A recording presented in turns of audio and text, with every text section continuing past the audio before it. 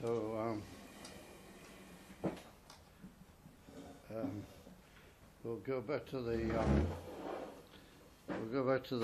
very back to the very beginning, as they say, how it all began, and that is that I came to Eretz Yisrael. I was Eila to Eretz Yisrael in the year Toshin Kof Beis, which is around about, I think, 1962, approximately 62. That's when I came to Eretz Yisrael. Now, I'd never been to the Rebbe prior to my coming here.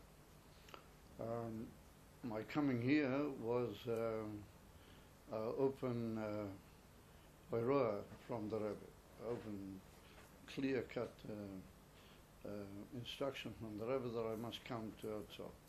Because at that time, in the history of the development of things, there were different opinions as to what I should do. There was one opinion that I should go to America, quite a strong opinion, that of numerous people. Then there was an opinion I should go to London, I should go to England, because certain people knew certain people and they had connections over there. Then there was another opinion that I should go to Europe, I think it was, or someplace in Europe, maybe Paris, I've forgotten. And then there was a suggestion that I should come to Israel.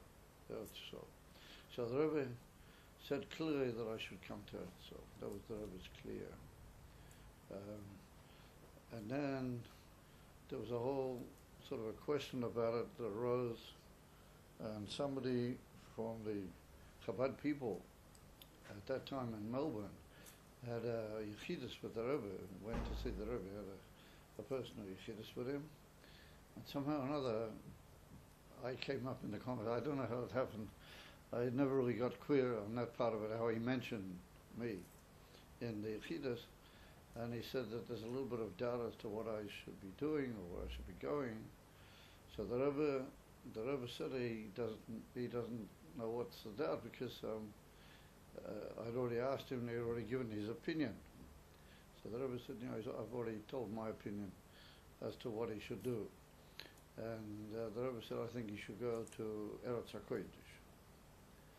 So that was it. After we heard that, we decided that I'm going to Eretz HaKodesh. So I came to Eretz Yisrael, and in the year Toshin Kof Gimel,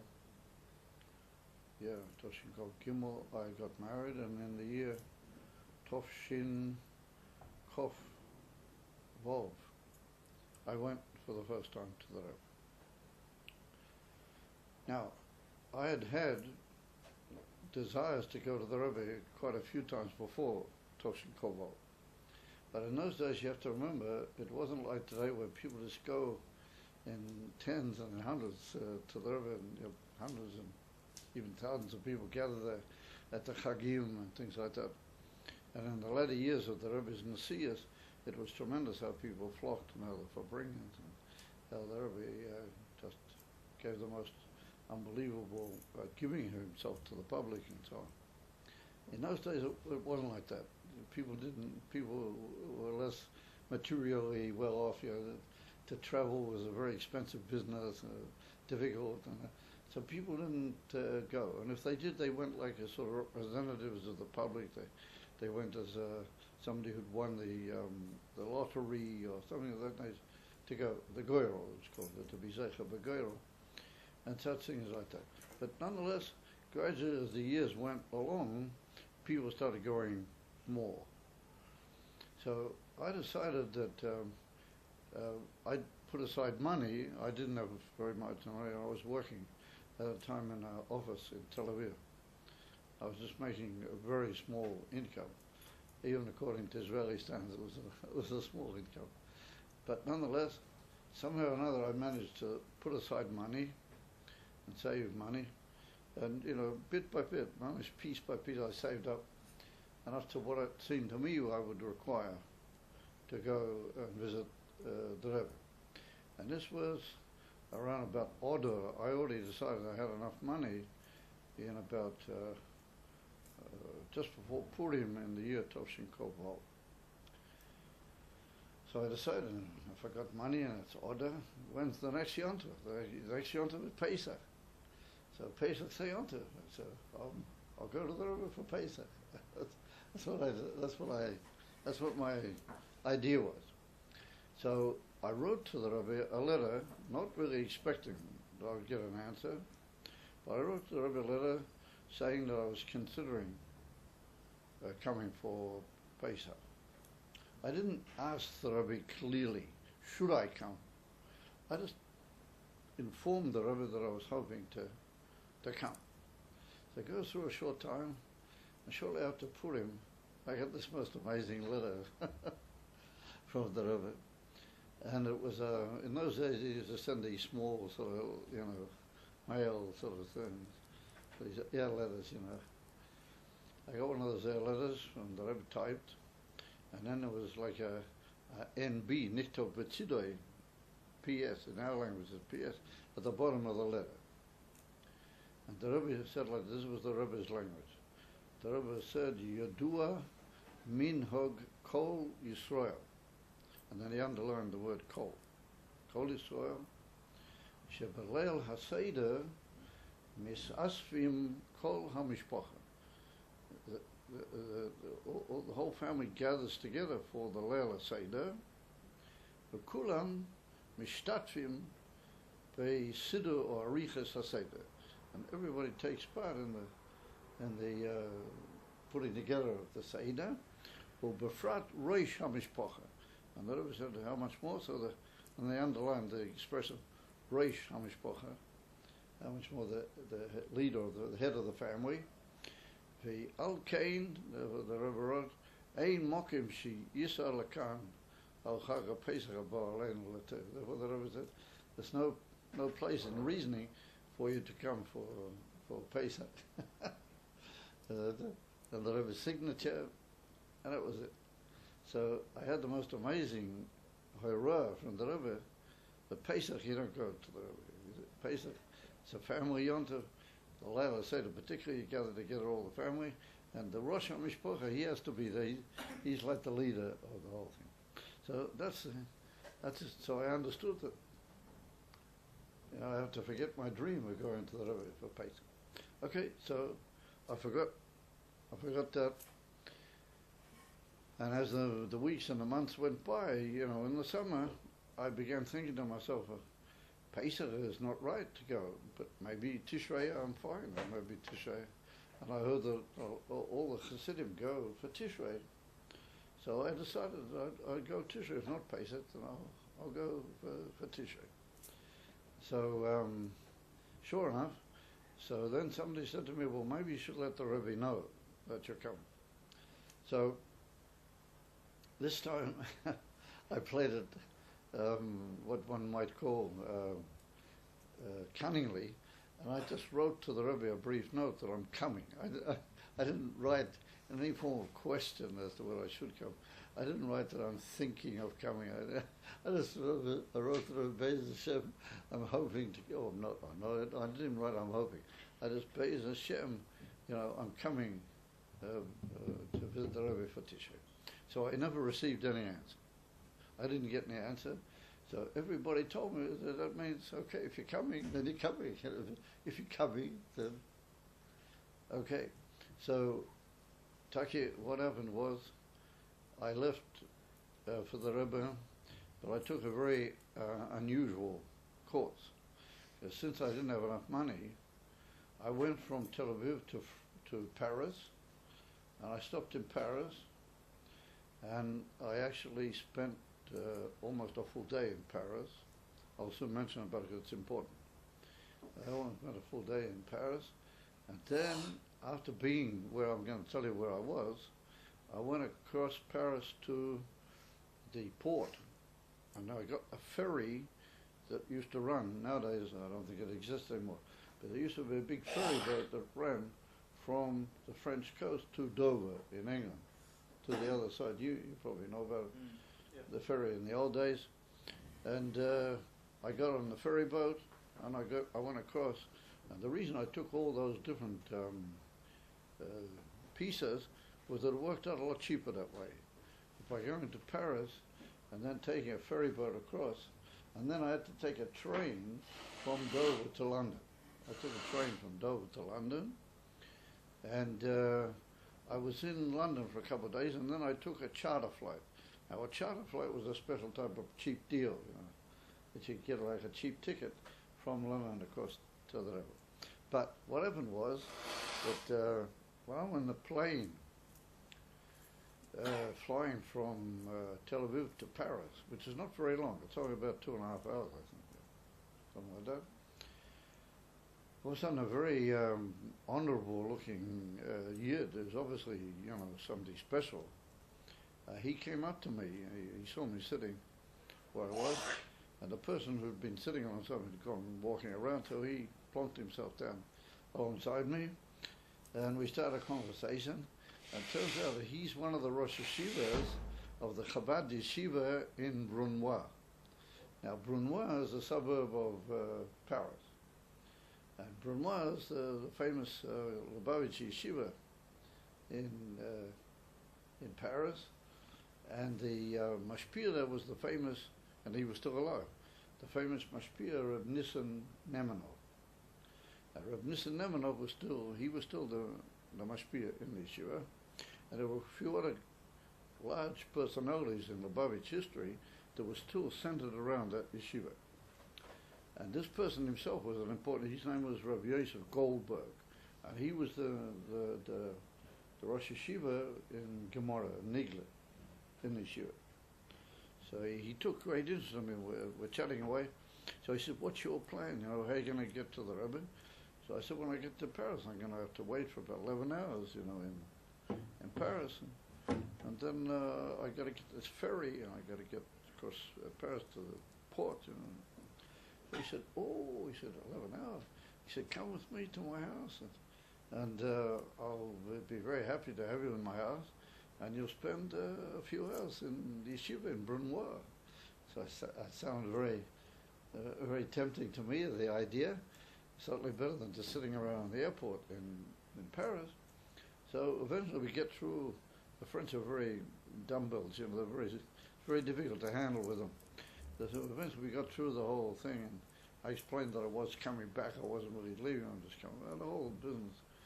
I didn't really need a visa. I didn't need a thing that they give you. The whole I didn't need that. After a lot of messing around with these dumbbells and everything, we finally managed to get it worked out. And he takes me over in a taxi to Brunois. And I go into his house, and I'm in his house, and he said to me, well, look, he said, there's a couch there, and he said, then there's a bedroom. He said, go and lay down for a while, take it easy, and then in another half an hour, so we'll call you and we'll give you some lunch. We'll have a hot lunch and everything. So in the meantime, I laid down, but I could see through the door what was going on in the other room.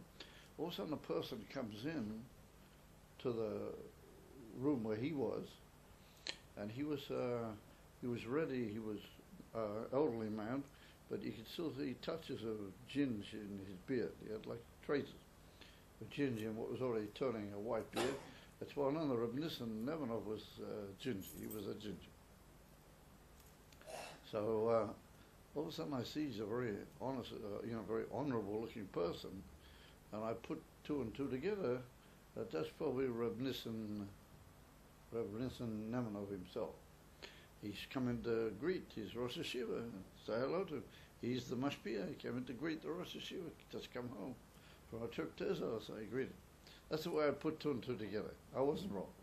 So what happened was that I sprang up off the bed, and I sort of moved myself sort of innocently into the room where he was greeting Reb Nissen, so that I shouldn't be, not noticeable, but at the other hand, I wasn't pushing myself into anything. So I was noticeable, but I wasn't acting improperly. I made out as I was looking to find where I could drink some water. I sort of made my way, and all of a sudden Reb Nissen spots me, and he says in Yiddish, who's this? Who is it? And I understand Yiddish. I understood Yiddish very intimately, so I knew he was asking about me. So I sort of turned in his direction. The next thing, he runs up to me and he hugs me up like he would have known me for 10, 15 years, and he hugs me up and he says, good to see you, and how are you doing? And I was just dumbfounded. I couldn't figure the whole thing out. And I said, "Excuse me, but am I right? Are you Rav Nissen Nemno?" He said, "Yeah, das bin ich." He said, "That's who I am." Yeah. So that's how I met his acquaintance. And I said, "Look, I know you're very busy," and so it turned out this was already about midday. And it turned out he was just after davening. He just finished. He used to daven very long. He just finished davening. So he was going to be going up to his apartment. He lived up on upstairs, slightly upstairs apartment. And he said, I said, "Look, I'd like very much, if I could, speak with you for a few words. It's possible, but I don't want to interfere with your Seder."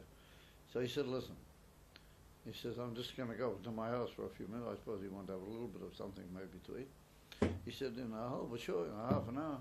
He said, "Please come up, and I'll be very happy to greet you and say hello." So I went up to Rav Nissen's personal apartment. I knocked on the door. I got let into the house and everything. And sure enough, we sat together for at least a half an hour or more, and we spoke. It was a very big privilege to speak with a person like that. And also his Robertson gave us the tea, and she bought me cake.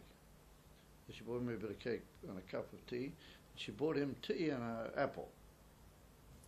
So I'm very observant, I noticed that he got an apple and I get cake. So that's a bit strange. So I thought maybe he's had breakfast and he doesn't want to eat anything. And he ate cake. And so I thought from him, and then he noticed that I had noticed. So he smiled and he said to me a very interesting, just shows you what the once upon a time Chassidish Yidden were like. He said to me, it's like this. He said, there's a whole question in Shulchan Aruch, and the Alter Rebbe also mentioned that if you can make a boiler nefoshes after you've drunk a cup of a very hot liquid, because usually, because it's hot, you don't drink it all at one go, and so maybe it goes over the shear of time that you can make a boiler nefoshes. Because you only make a beer in the first within a certain amount of time. I'm not going into all the halachas now, but that happens to be the case. So he said, therefore, what I do is I take a fruit that I can eat that for sure in the amount of time, so that then I'll be able to make a beer in the first without any worry also on the tea, and then I can sort of drink the tea hot if I want. I can drink it cold. It doesn't really matter. I'm going to make a beer in the first on the apple. And he said, "But you, that you're a guest, we bought you cake. It's only proper to bring cake." So I said, "But there's an eight to let the tea get a little bit cold, maybe." He said, "Yeah, that's also an eight." So that's what I did. I let the tea get a little bit cold. I was under observation of it. I let the tea get a little bit cold, and I later made a alamichia on the cake and a burden of horses on the tea without the word. Anyway, but we had this most amazing conversation. Last week's Parsha was Parsha Pinchas. Now this wasn't Parsha Pinchas, it was already just before Rosh Hashanah. But I asked him a question in a minor from the Rebbe Marash about Pinchas, about Parsha Pinchas. I asked Rav Nissen, what's his opinion? Because I had an inquiry about a certain matter that occurred in this minor. And so to my pleasure, he understood and he knew the inyan that I was referring to. He understood what I was referring to. And I think he even knew the maimah that I was referring to. And so he gave me a very geschmack answer, what he felt was the answer to my question. Very, very, very, very, very tasteful and very well thought, what he said. And he spoke in very clear language to me. I understood him clear, in Yiddish, of course. It was all in Yiddish. It was very clear. I understood him well and clearly. And then he got into a whole conversation about Rebbeim and Chassidim. And he gave me a whole explanation as to how he saw the hierarchy of a Rebbe, like every Chassidim, and like every... A whole big... tonight we're supposed to be talking about my experiences with the Rebbe, I don't want to go into it too much right now. It'll take away too much time. But it was very, very interesting. And that's exactly how we got on to that topic. I can't remember, or whether he brought it up himself. I can't remember. But anyway, then when we finished that, it was well over half an hour that I'd been there. So I decided, I don't want to be too much of a nudge. So I very respectfully said that I think I'll leave now. I thanked him very, very much. So he said that in another half an hour or hour, they're going to have mincha in the yeshiva, and if I like, I can come in and do mincha with the bocher. It would be interesting for me. So that's what I did. I went into the yeshiva to do mincha, and he came down to do mincha. I saw him daven Shemoneh Esrei. I saw him daven. You should have seen the way he said korbanos. That's the way he said the korbanos. It was like we would be in the middle of Christmas. He said with a gans of brown, and it's very interesting. It's hard for me to describe it right now, because I don't want to take away too much time of this whole lesson. But it was very, very, and he davened Shemoneh Esrei quite long, but he didn't daven exaggeratedly long. And later the Bochrim told me that he davens a very long Shemoneh Esrei if he davens on his own. But when he davens with the tzibur, that's the halacha. You shouldn't take too long. But, if it takes a little bit longer than it's derech to wait. So everybody waited for him, but he didn't daven exaggeratedly long. He davens long, but not exaggerated. So it was all around that. So anyway, we finished the mincha, and we started going out of the zal, and the Bochrim got ready to go and have their lunch. It was for them lunchtime. It was after mincha. So all of a sudden he says to me, "Did you meet Yisrael Noach?" And I said, "No, I didn't." Now there was a very great chassid called Rabbi Yisrael Noach Blizhinsky was his name, and he lived in Brunwar, and he lived right near the yeshiva. And he was a very old chassid, and he was famous. They've written a book about him recently, about Rabbi Yisrael Noach. And I knew that he must be somewhere not far, but I wouldn't have pushed myself to ask somebody to take me to see him. So anyway, the next thing is, Reb Nissen calls one of the Bochrim, and he says, "Listen, before you have your lunch, just take Reb Shnezov." He called me by my name. He said, "Take him in to meet Yisrael Noach, and then you can go and have your lunch. Then tell him I can stay in there." So I went in and I met this. Now, he was already about 94. He was about 94 when I met him. And he lived quite a few years after that as well. And he was a tall man. And he had the most amazing eye. A tremendously impressive face. Amazing sort of face. And he had these big eyes. And when he fastened his eyes on it, was really quite and he said, "This is Rabbi Yisrael Noach." So he, due to his age, he didn't engage in long conversations. So I couldn't really ask him anything about Chassidus. I could see he wasn't sort of up to that at the moment. But I spoke with him a few general things, and I got to know, and I told him my name and everything. I spoke with him. And he smiled at me several times, and he was very, very tremendously cordial, but you could feel the atmosphere in the house. It was a very great Chassiduskeit, very, very remarkable. And he had a son who also lived with him. He was not married. It was a whole tragic story. Anyway, whatever, that was Rabbi Yisrael Noach. And so then, later, I eventually left the yeshiva, and I said goodbye to Reb Nissen and the whole thing. And then they gave me a bocher who was going anyway home that night for Rosh Hashanah. He was going back to his home for the Yom Tovim. They gave him to accompany me all the way. I don't know if I would have found the port in Paris. And he accompanied me. He took me on the way, and we got to the port, and we got on the ferry.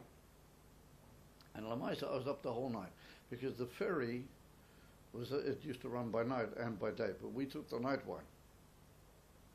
So I was up most of the night.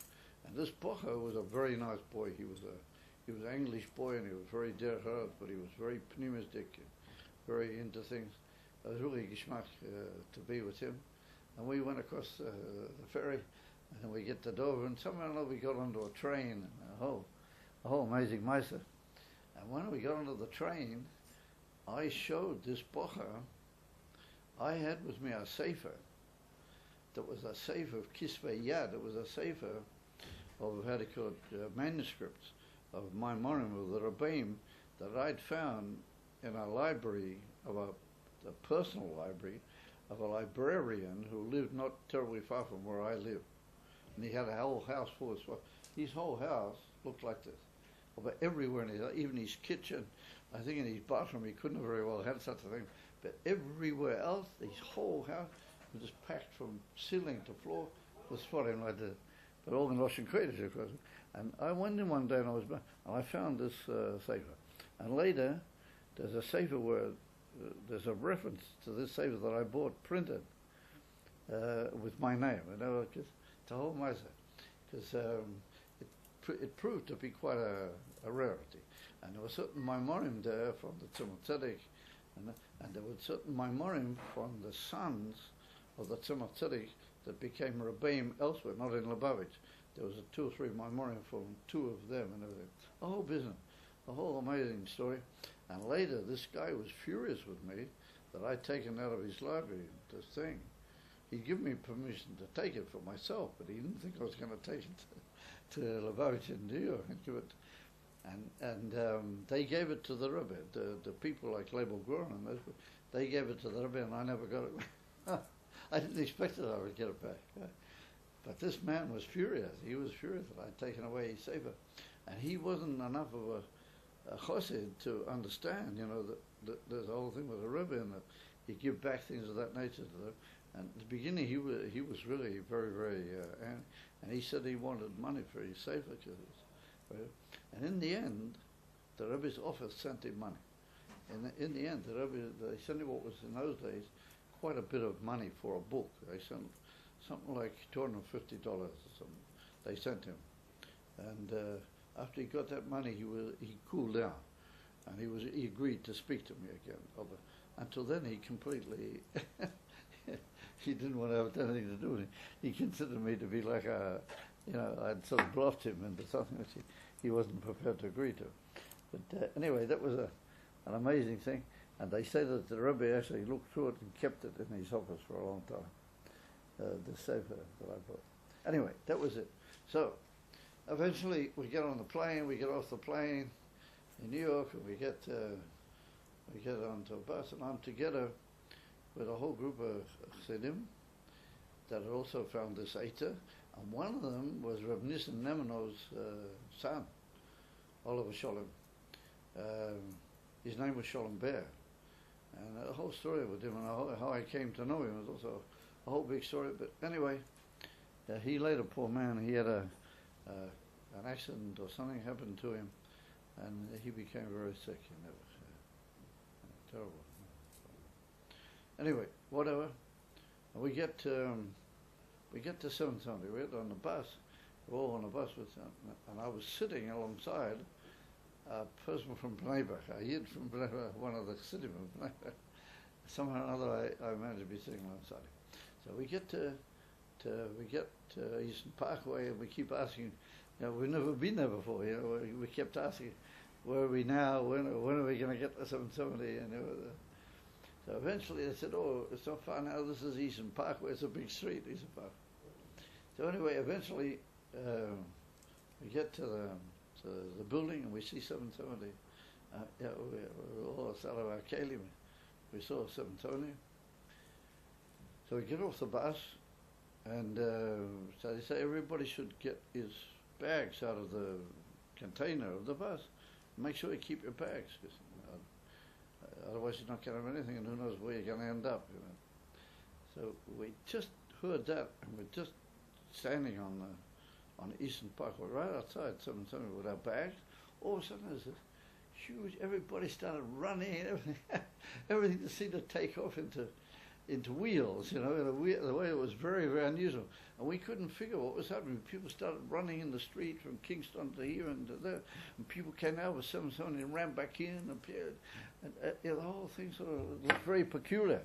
So we couldn't figure, what is happening. All of a sudden we heard somebody call out, the Rebbe is Farbringen. There's going to be a Farbringen. There's going to be a Farbringen with the Rebbe. That was the whole thing. So here we are, we're standing on 770, we don't know where we're going or what's going to happen with us. And we've got our cases with a whole big group of us. And all of a sudden they say that shortly the Rebbe's going to come down. People packed in to the downstairs door into what was a small area of 770 downstairs. And people packed in and everything. And all of a sudden we hear that the Rebbe's coming down. So we didn't know what to do because we were a bit afraid to leave our baggage, But we heard that the Rebbe's coming down, so everybody just took his baggage and put it like over the fence onto the lawn or something. We didn't know what to put it. It was to be as little noticeable as possible, and everybody just threw his baggage wherever he thought was the safest place, the less noticeable place to throw it, and we all packed downstairs into the big hall of 770 downstairs, where the Farbringen is going to take place. So the whole place is packed with people. You got these pyramids of the Bocharim, and you got the tables with the bell bottoms that are all packed, and everybody's packed. And you can't move. So we get in, and we didn't know what to do. Me and this guy from Bnei Brak, we didn't know what to do. Then all of a sudden, we saw that there was like a whole group of yeshiva Bocharim from Tovim. They had like standing places, and they were standing on the table. And so they could see because they were high, they were up. The only thing that was a problem was that if they had somebody taller than them in front of them, they had to look around. It was a little more awkward to see. But if you could get yourself an angle between shoulders and between heads, then you could see because you were standing on a table. So we dragged ourselves up onto this table amongst the Bocharim. They were very annoyed. They wanted to push us out and everything. But anyway, that's how we got up and we got in. And all of a sudden there's this tremendous shout. Everything goes like everybody goes like that. And the Rebbe is supposed to be coming down. So the Rebbe used to come down the stairs, from the 770. He used to come up the side of the Farbringen, up onto the main platform. And then the Rebbe would sit down in the middle. So the Rebbe used to come through the people on that side, on the right-hand side if you're facing the Rebbe. And then there was a big place where once the Rebbe had gone past onto the stage, there was this huge big table used to come down. And they used to close any possible entry, or with this big whacking great table. They would slam down.